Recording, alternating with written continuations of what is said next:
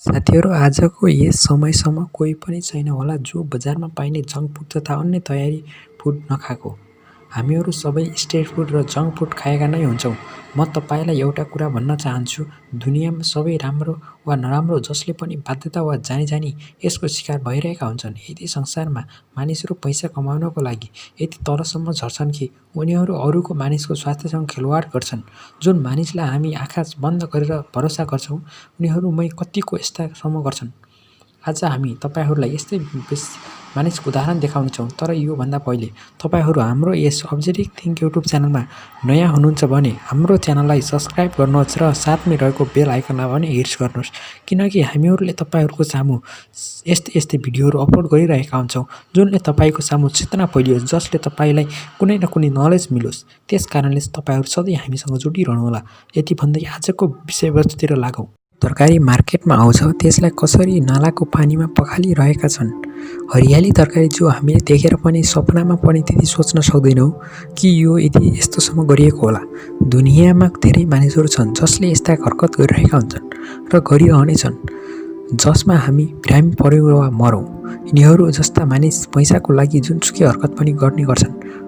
यिनीहरू यो खानेको चिज बनाइरहेका छन् कि त्यो मानिसहरूलाई हेर्नुहोस्, जो त ग्लोभ्स नलगाएको छ, न क्याप, जस बनाइरहेको छ।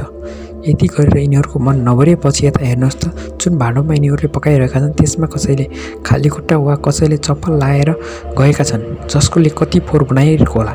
पछि यही फ्याक भएर हामीहरूको मार्केटमा आउँछ र हामी त्यसलाई घरमा ल्याएर खान्छौँ।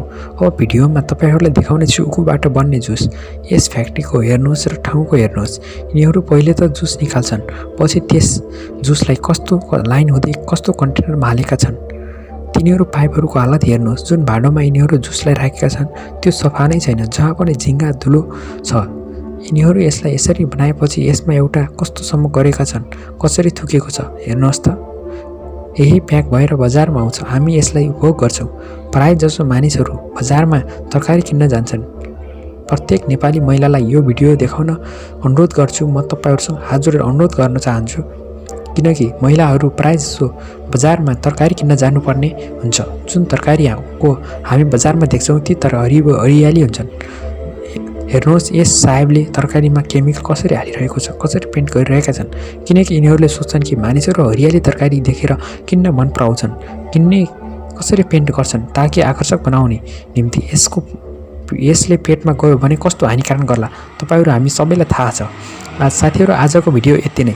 तपाईँहरूलाई यदि यो भिडियो मन पर्यो भने लाइक, सेयर, कमेन्ट गर्न नबिर्सनुहोला। तपाईँहरू यदि मैले भनेको यी कुराहरूसँग अलिकति पनि सहमत हुनुहुन्छ भने हाम्रो यस च्यानलको कमेन्ट बक्समा गएर कमेन्ट गर्नुहोस् र कुन कुरामा सहमत हुनुहुन्छ त्यो कुरा लेख्नुहोस्। यदि सहमत हुनुहुँदैन भने मैले कुन ठाउँमा मिस्टेक गरेको छु त्यो तपाईँहरूले तल कमेन्ट बक्समा गएर भन्नुहोस्। र साथीहरू, आजको भिडियोमा यति नै, बाँकी अर्को भिडियोमा। Thanks for watching.